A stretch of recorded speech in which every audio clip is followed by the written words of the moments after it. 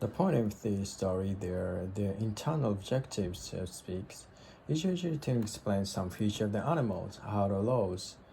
So there's one fox for the bear going to ice fishing with his tails. When the bear puts his tails in the water through the hole in the ice to try and catch a fish, the ice flees around it and he ends up pulling his tail off. Sort of that's why bears this day have such short tails. The second category of Norwegian folktale is the supernatural. Stories about giants, dragons, controls, and humans with supernatural powers or gifts, like invisibility cloaks, or where people are turned into animals and back in again into person. Those are called transformation story. There's well-known religion supernatural folktales, the transformation story called East of the Sun and West of the Moon, which will lead. It involves a twin white bears by night and human by day, and it recounts of East of the Sun and West of the Moon, which in the heart of the story terrifying. Besides being a good example of a transformation story, this one also has a lot of common things and tend to show up in folktales.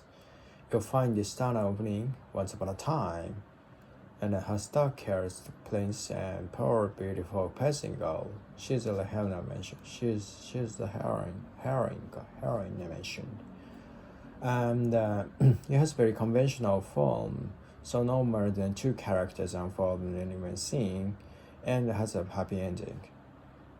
And the story is presented though as even though a lot of reactions are pretty fantastic, so you never think it's realistic. The characters still act like they resemble real people. They're not real, or even based on historical figures. But you might have a supernatural story involving a king, and he like to expect in the region king to act. Okay, so he'd act like you'd expect Northern king to act. And kind of folktales Kamakura story. We'll say more later about this, but for now, just be aware of the category and that can contain supernatural aspects, but usually more playful and amusing about supernatural stories. Now, as I said, traditionally folktales were just passed down orally.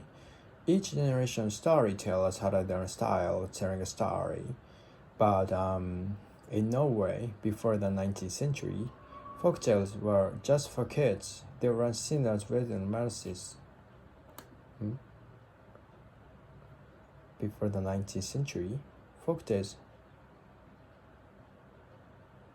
worthy of vanity, worthy of analysis って言ってるのか。聞こえない。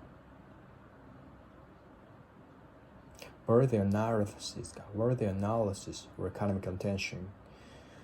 But this changed when the Romantic movement spread throughout Europe in the mid-19th century.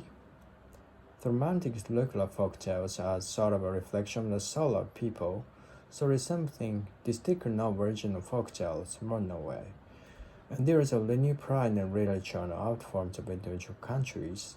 As a result, the first collection of literature folktales was published in 1852, and there have been many new editions published since then. For people of modern day, these stories are now an important part of what it means to be Norwegian.